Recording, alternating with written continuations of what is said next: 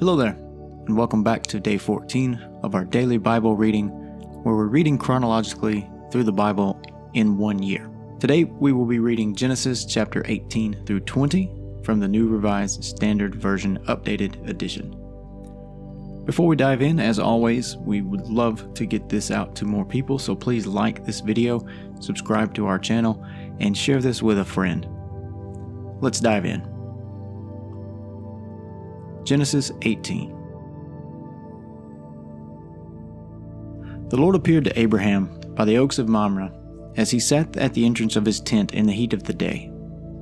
He looked up and saw 3 men standing near him. When he saw them, he ran from the tent entrance to meet them and bowed down to the ground. He said, "My Lord, if I find favor with you, do not pass by your servant. Let a little water be brought, and wash your feet, and rest yourselves under the tree. Let me bring a little bread, that you may refresh yourselves, and after that you may pass on, since you have come to your servant." So they said, "Do as you have said." And Abraham hastened into the tent to Sarah, and said, "Make ready, quickly, 3 measures of choice flour, knead it, and make cakes." Abraham ran to the herd, took a calf, tender and good, and gave it to the servant, who hastened to prepare it. Then he took curds and milk, and the calf that he had prepared, and set it before them, and he stood by them under the tree while they ate.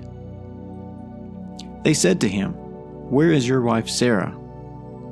And he said, "There, in the tent." Then one said, "I will surely return to you in due season, and your wife Sarah shall have a son." And Sarah was listening at the tent entrance behind him. Now Abraham and Sarah were old, advanced in age. It had ceased to be with Sarah after the manner of women. So Sarah laughed to herself, saying, "After I have grown old, and my husband is old, shall I be fruitful?" The Lord said to Abraham, "Why did Sarah laugh and say, 'Shall I indeed bear a child now that I am old?' Is anything too wonderful for the Lord? At the set time I will return to you in due season, and Sarah shall have a son." But Sarah denied, saying, "I did not laugh," for she was afraid. He said, "Yes, you did laugh."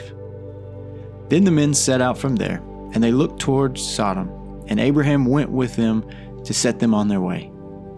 The Lord said, "Shall I hide from Abraham what I am about to do, seeing that Abraham shall become a great and mighty nation, and all the nations of the earth shall be blessed in him?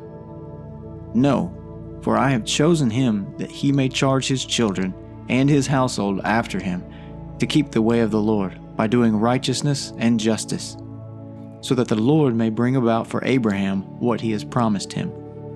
Then the Lord said, "How great is the outcry against Sodom and Gomorrah, and how very grave their sin!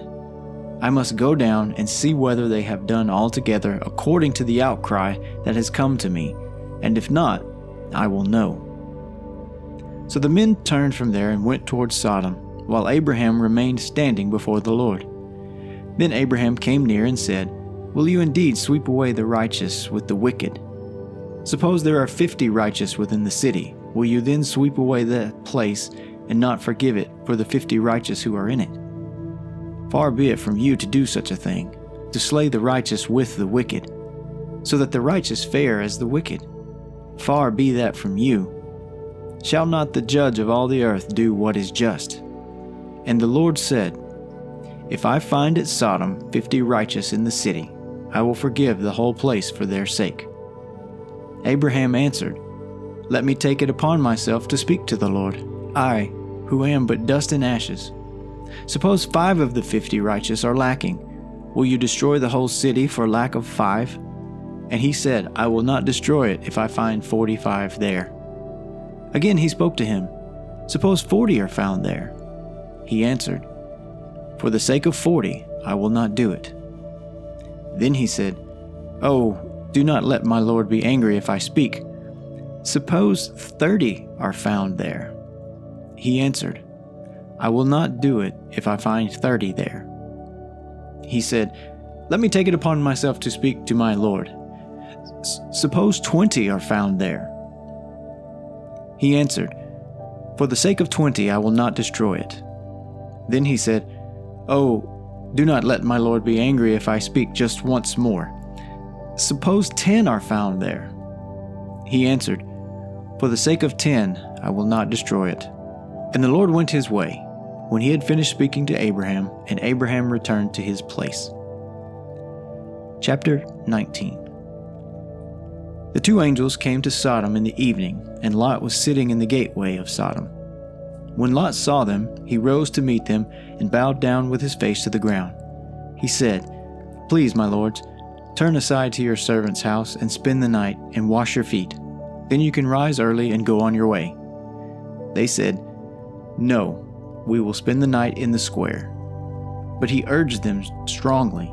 So they turned aside to him and entered his house, and he made them a feast and baked unleavened bread, and they ate. But before they lay down, the men of the city, the men of Sodom, both young and old, all the people to the last man, surrounded the house, and they called to Lot, "Where are the men who came to you tonight? Bring them out to us so that we may know them." Lot went out of the door to the men, shut the door after him, and said, "I beg you, my brothers, do not act so wickedly. Look, I have 2 daughters who have not known a man. Let me bring them out to you, and do to them as you please.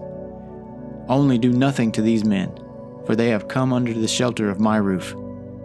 But they replied, "Stand back." And they said, "This fellow came here as an alien, and he would play the judge? Now we will deal worse with you than with them." Then they pressed hard against the man Lot, and came near the door to break it down.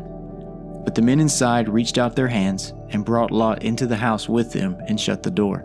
And they struck with blindness the men who were at the door of the house, both small and great, so that they were unable to find the door. Then the men said to Lot, "Have you anyone else here? Sons-in-law, sons, daughters, or anyone you have in the city? Bring them out of this place. For we are about to destroy this place, because the outcry against its people has become great before the Lord, and the Lord has sent us to destroy it." So Lot went out and said to his sons-in-law, who were to marry his daughters, "Up, get out of this place, for the Lord is about to destroy the city." But he seemed to his sons-in-law to be jesting. When morning dawned, the angels urged Lot, saying, "Get up, take your wife and your 2 daughters who are here, or else you will be consumed in the punishment of the city." But he lingered, so the men seized him and his wife and his 2 daughters by the hand, the Lord being merciful to him, and they brought him out and left him outside the city. When they had brought them outside, they said, "Flee for your life. Do not look back or stop anywhere in the plain. Flee to the hills, or else you will be consumed." And Lot said to them, "Oh no, my lords, your servant has found favor with you, and you have shown me great kindness in saving my life. But I cannot flee to the hills, for fear the disaster will overtake me and I die. Look, that city is near enough to flee to, and it is a little one. Let me escape there. Is it not a little one? And my life will be saved." He said to them, "Very well, I grant you this favor too, and will not overthrow the city of which you have spoken. Hurry, escape there, for I can do nothing until you arrive there." Therefore the city was called Zoar. The sun had risen on the earth when Lot came to Zoar. Then the Lord rained on Sodom and Gomorrah sulfur and fire from the Lord out of heaven, and he overthrew those cities and all the plain and all the inhabitants of the city and what grew on the ground. But Lot's wife, behind him, looked back, and she became a pillar of salt. Abraham went early in the morning to the place where he had stood before the Lord. And he looked down toward Sodom and Gomorrah and toward all the land of the plain, and saw the smoke of the land going up like the smoke of a furnace. So it was that, when God destroyed the cities of the plain, God remembered Abraham and sent Lot out of the midst of the overthrow, when he overthrew the cities in which Lot had settled. Now Lot went up out of Zoar and settled in the hills with his 2 daughters, for he was afraid to stay in Zoar, so he lived in a cave with his 2 daughters. And the firstborn said to the younger, "Our father is old, and there is not a man on earth to come in to us after the manner of all the world. Come, let us make our father drink wine, and we will lie with him, so that we may preserve offspring through our father." So they made their father drink wine that night, and the firstborn went in and lay with her father. He did not know when she lay down or when she rose. On the next day, the firstborn said to the younger, "Look, I lay last night with my father.